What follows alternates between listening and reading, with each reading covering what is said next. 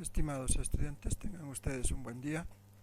Vamos a continuar con lo que habíamos estado viendo de higiene bronquial o técnicas de permeabilización de la vía aérea. Habíamos quedado aquí en las precauciones y contraindicaciones para el drenaje postural y habíamos visto cuáles son contraindicaciones, cuáles son indicaciones de precaución nada más y demás. Ahora vamos a continuar y, como les había dicho, vamos a ver aquellas posiciones en las cuales podemos poner al paciente para que la gravedad y obviamente, como les había dicho también, el terapeuta juega un papel muy importante en esto, lo que se denomina drenaje postural, y las tres únicas posiciones en las que se ha convertido ese montón de posiciones que tenían antiguamente. Antes de esto, pero yo quiero revisar esta diapositiva que ustedes la han conocido cuando veíamos evaluación en auscultación, para indicarles los segmentos pulmonares en los cuales nos vamos a basar para el drenaje postural. Quiero que pongan mucha atención en esto, porque de acuerdo a estos segmentos pulmonares va a basar nuestra técnica de drenaje postural. Si bien esta diapositiva nos sirve para la auscultación, pero nos sirve perfectamente para identificar las zonas pulmonares o la zona 1, 2 y 3. Vamos a ver aquí en la parte anterior que tenemos identificada tres zonas principales. Una, que es esta, la zona 1 o superior, esta, la zona media o zona 2, y a partir de acá, la zona 3 o zona inferior. Esto en la parte anterior, que coincide perfectamente con la parte posterior o con la cara posterior del tórax. Y aquí es mucho más fácil y tenemos mucho más amplitud, porque toda esta zona que ustedes ven acá, tanto izquierda como derecha, es la zona 1. Toda esta zona que ustedes ven acá es la zona 2. Y toda esta zona es la zona 3. Identifiquen muy bien, por favor, estas zonas, porque de acuerdo a esto vamos a ver estas tres zonas de drenaje postural.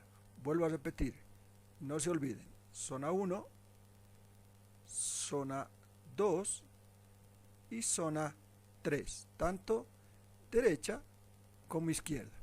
En base a este esquema es que se ha elaborado estas tres posiciones.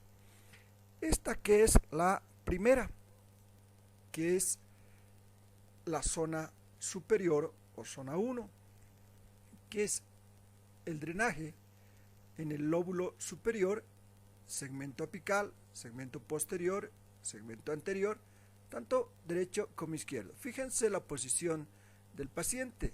Hay aquí una almohada donde la cabeza queda un poquito alta, hay acá otra almohada, y la posición de los pies muy importante, porque en esta posición es en la que vamos a poder trabajar. Ahora bien, no se trata esta posición, como las antiguas posiciones, de dejarlo al paciente así y ustedes irse a tomar un café y a ver qué es lo que pasa. Tanto en esta como en las posteriores tiene que haber un trabajo activo del fisioterapeuta. ¿Qué quiere decir? Activo del fisioterapeuta y muchas veces también activo de parte del paciente si éste está consciente. Ahora, si el paciente no está consciente, por ejemplo, en terapia intensiva, el paciente lo podemos colocar en esta posición si es que todas las derivaciones nos favorece y todas las contraindicaciones e indicaciones que habíamos visto nos favorecen, lo podemos poner en esta posición y trabajar activamente con el paciente con unas técnicas especiales de presiones más o menos dorsales, muchas veces costales, de desprendimiento de secreciones, traslación de secreciones y expulsión de secreciones. Necesariamente esto lo vamos a ver en práctica. Las prácticas las tenemos al final del semestre, o sea que no va a haber ningún problema para hacerlas. Las vamos a hacer en práctica para que ustedes vean. Lo que quiero es que se familiaricen con la posición de drenaje postural y sepan qué cosa estamos drenando, qué segmento estamos drenando. ¿Se acuerdan? Aquí hablábamos de la zona 1 o zona superior, y es esta, toda esta zona, que comprende desde casi el borde medio de la escápula, un poquito más, esta zona acá y toda la zona superior. Toda esa zona estamos drenando con esta posición. Obviamente acá, si la ven a la paciente, estamos drenando en realidad el pulmón independiente, arriba, el pulmón de arriba, ¿sí? En este caso el pulmón izquierdo, ¿sí? Tendremos que cambiarlo de posición para ver de drenar el pulmón derecho. Pasemos. Esta es la otra posición en la que vamos a drenar el lóbulo medio. Como verán, tampoco es incómoda la posición es igual, con una almohada acá, la cabeza mucho más horizontal. ¿Por qué? Porque ya estamos drenando una zona más inferior, ¿sí?, que la otra. Estamos drenando la zona 2, estamos drenando toda esta zona, ¿sí? Tanto dependiendo cómo lo pongamos al paciente, izquierda o derecha, estamos drenando toda esa zona. Entonces, vean ustedes que en esa posición vamos a drenar el lóbulo medio, tanto el segmento lateral como la língula y el segmento superior también, lo que denominamos zona media, ¿sí? Muy facilito. De la misma forma, fíjense cómo están los pies, cómo hay una almohada a este nivel y cómo están los brazos y colocados la cabeza. Igual el terapeuta tendrá que hacer acá también un trabajo activo, y si el paciente está consciente, también un trabajo activo. Y por último es esta posición, la de la zona inferior. Fíjense ustedes, esta es la posición más incómoda para el paciente. Aquí tendremos que tener mucho más cuidado en las contraindicaciones o en las precauciones. ¿Por qué? Porque la posición ya tiene algún tipo de complejidad en lo que respecta a la posición del paciente y la incomodidad del paciente. Fíjense, una almohada acá, fíjense los pies casi un poquito en elevación y la parte de la cabeza en la zona bien declive inferior, ¿sí?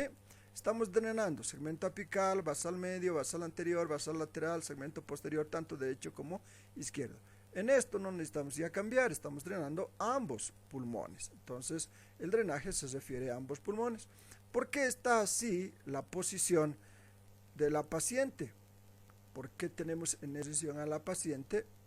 Porque estamos drenando toda esta zona, desde acá hasta acá, toda la zona pulmonar, ¿no? En realidad en la parte anterior estamos drenando toda esta parte. Entonces, toda esta parte inferior es mucho más dificultoso, el drenaje, ¿no? Entonces, por eso se mantiene en esta posición. Una vez más, el terapeuta tendrá que tener trabajo activo y también el paciente. Como ven, son 3 posiciones muy facilitas, 3 posiciones en las que se hace ahora el drenaje postural y se trabaja tanto zona superior, zona media y zona inferior, de acuerdo a lo que les he mostrado el esquema. Vuelvo a repetirles, este drenaje postural, este nuevo drenaje postural, que en realidad no es tan nuevo, ya se lo viene utilizando hace más o menos unos 8 años atrás o más, se trabaja con el fisioterapeuta. No lo pueden dejar en esta posición, quizás lo podríamos dejar al paciente y esperar que la gravedad haga su trabajo, pero en realidad lo ideal es trabajar juntamente con el paciente y la parte activa del terapeuta. Bien, pasemos. Bien, vamos a ver unas técnicas que se denominan presiones manuales o torácicas, que en teoría dice que es una fuerza ejercida manualmente sobre la pared del tórax o el abdomen. La posición del paciente puede estar semisentado, puede estar en decúbito supino, decúbito lateral o en posición cuadrupédica, ya conocemos esta posición. La posición del paciente es muy importante al momento de qué parte del pulmón voy a drenar. Si yo quiero drenar, por ejemplo, toda esa zona que habíamos denominado zona 3 o zona inferior, el paciente no podría estar semisentado, ¿sí? Quizás no pueda drenar toda esa zona. Entonces tendré que cambiarlo a decúbito supino o decúbito lateral para poder drenar esa zona y hacer presiones manuales y torácicas. Estas presiones se las hace, primero, el paciente, inspiración hasta capacidad pulmonar total. Pedirle al paciente que haga esto. Para esto el paciente tendrá que estar consciente. Si no está consciente, también podemos realizar esto. Si el paciente está en terapia intensiva y está entubado, de acuerdo al ciclaje del respirador, también nosotros podremos hacer aquello. Una expiración lenta y prolongada, y al finalizar se le puede pedir un hub al paciente. Acá dice si las condiciones están dadas. No todos los pacientes pueden realizar eso, y a veces es contraindicado cuando hay, por ejemplo, problemas pleurales. Entonces, esta presión que nosotros vamos a ejercer sobre el tórax va a determinar la cantidad de secreciones tanto movilizadas como expulsadas. Vuelvo a repetir, primero el paciente tendrá que hacer todo este trabajo y posteriormente hacer un hub para que nosotros podamos ejercer presiones manuales. Si el paciente no está consciente o no colabora el paciente, siempre podemos hacer las presiones manuales y funciona muy bien. ¿Cuándo podemos hacer estas técnicas de presiones manuales que ustedes ven ahí con pacientes en deterioro, pacientes intubados, con problemas neuromusculares o en neonatos y niños no colaboradores? Les decía, puede haber o no participación del paciente y colaboración de él, si es que se da o no.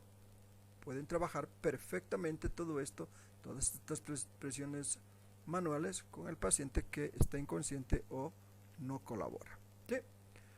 Bien, vamos a ir pasando a lo que nuestro PGC indica. Ahí me indican que yo les enseñe lo que es percusión y les voy a enseñar lo que es percusión y lo que mucha bibliografía nos indica, como acá que dice maniobra de percusión o clapping, el famoso clapping, que es un golpeteo rítmico y firme sobre la pared del tórax con las manos ligeramente ahuecadas, guiados por auscultación.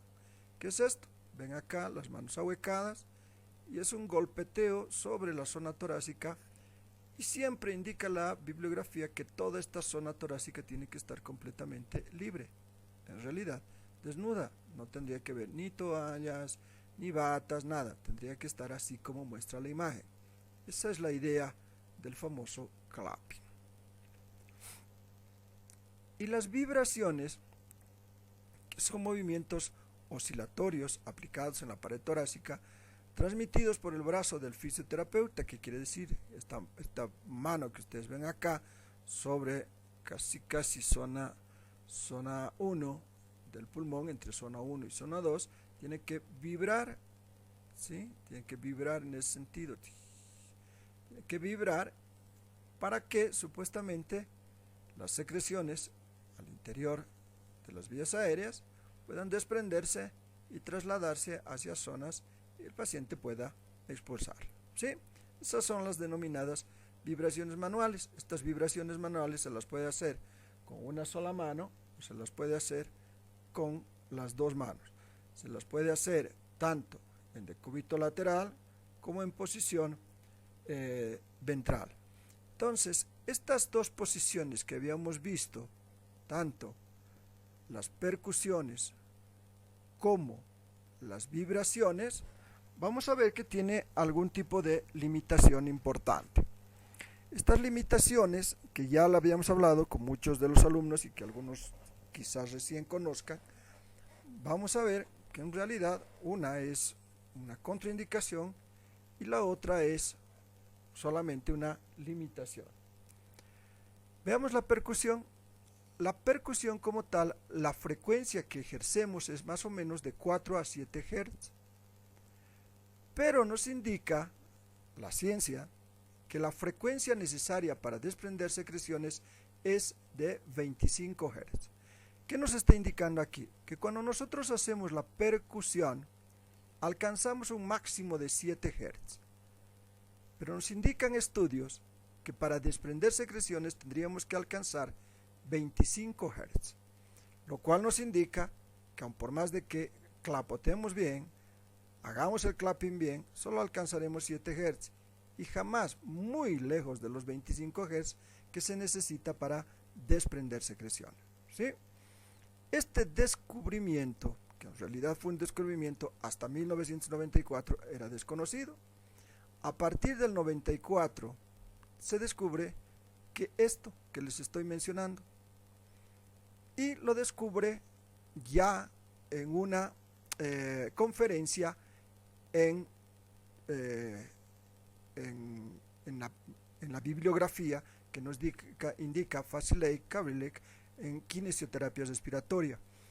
Este dato bibliográfico lo pueden encontrar en cualquier página web. Pero no solo eso, la percusión como tal, si bien hasta aquí no tuviéramos ningún problema, nada más no hacemos nada, ya en el 2005, en el Tratado de Rehabilitación Respiratoria de Barcelona, las percusiones, lejos de ser efectivas, provocan hipoxia y broncoespasmo. O sea, estas percusiones no solo no sirven, no solo no alcanzan para desprender secreciones, sino que las percusiones provocan hipoxia y broncoespasmo. Esto ya descubierto el 2005. ¿Qué quiere decir? Que lejos de ser efectivas, se convierten en una contraindicación. Si no provocaran ningún daño, solamente fueran inefectivas, pero dado que provocan daño, se convierte en una contraindicación. Alrededor del año 2008 se descubre, aparte de esto, que también las percusiones provocan microfracturas alveolares. Esas microfracturas alveolares lo hacen mucho más contraindicado. Revisemos lo que se llama la vibración manual, que oscila, dice, entre los 4 y 20 Hz. Cuando nosotros hacemos la vibración, hacemos 4 y 20 Hz. Pero la frecuencia óptima para desprender secreciones tendría que ser de 60 Hz, o sea, 3 veces más de la vibración máxima que se puede alcanzar. Esta frecuencia solo se consigue con vibraciones mecánicas.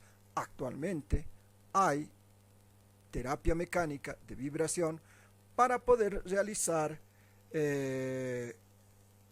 las vibraciones, porque las vibraciones manuales solo alcanzan, en el mejor de los casos, el más capo de los capos, a 20 Hz, jamás 60 Hz, lo que necesitamos para desprender secreciones, lo cual a las vibraciones las convierte en inefectivas, no sirven absolutamente para nada. Estoy hablando de las vibraciones manuales, ¿sí? Muy bien. En el mejor de los casos, imagínense ustedes, yo voy a alcanzar, soy el máximo capo de los capos y voy a alcanzar 60 Hz porque me he tomado 3 litros de café, no sé, una barbaridad, ¿ya? Alcanzar a 60 Hz, un fenómeno. Tendría que estar vibrando 30 minutos a 60 Hz para poder alcanzar a desprender secreciones, lo cual es prácticamente imposible, ¿sí? Por eso les pongo aquí, eso solo se consigue con vibraciones mecánicas, un aparato en el tórax que vibre y lo dejamos 30 minutos. Eso sí se puede hacer, pero vibraciones manuales no.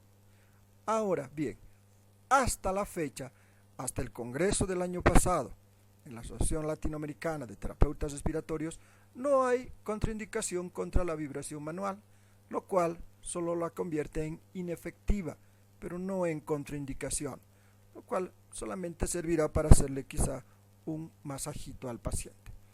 De todas maneras, dejo esto a criterio profesional.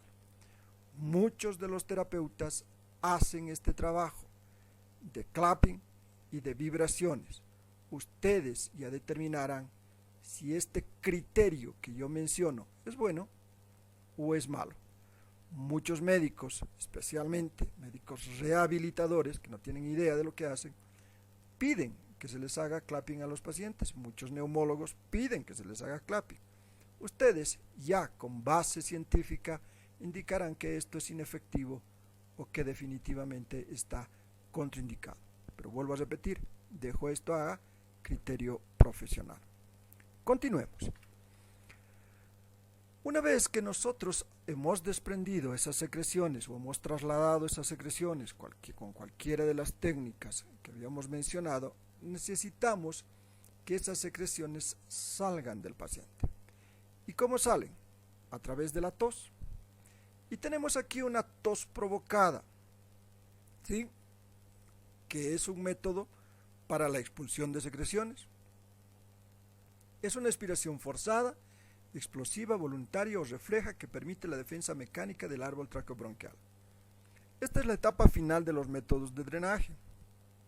De nada sirve hacer todas las técnicas que habíamos visto de desprendimiento de las secreciones, traslación de las secreciones o movilización de estas si es que no tenemos esto que es denominada tos provocada de inicio. Más adelante vamos a ver alguna otra técnica que nos permite eliminar secreciones sin provocar tos. ¿Sí? Muy bien, pero para esto tenemos que conocer los mecanismos de la tos. Y dice que son varios tiempos. Dice que en un primer tiempo hay una inspiración profunda hasta 70% de la capacidad vital. En un segundo tiempo hay un cierre de la glotis, más o menos 2 segundos. Contracción isométrica de los músculos expiratorios, aumento de la presión abdominal, torácica y alveolar. Y un tercer tiempo, apertura súbita de la glotis, flujo expiratorio a gran velocidad. Estos 3 tiempos fisiológicos normales nos van a provocar la tos.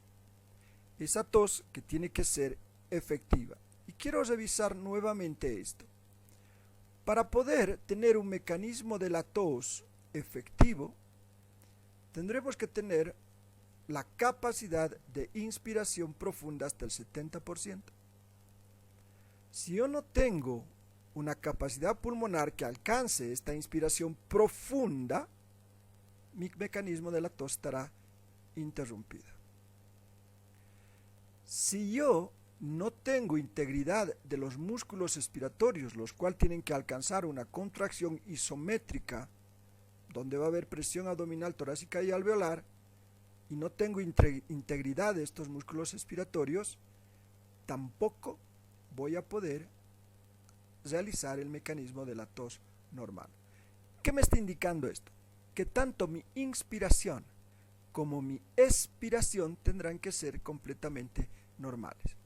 Si algo falla acá o algo falla acá, mi mecanismo de la tos estará interrumpido o debilitado. ¿Sí? Muy bien.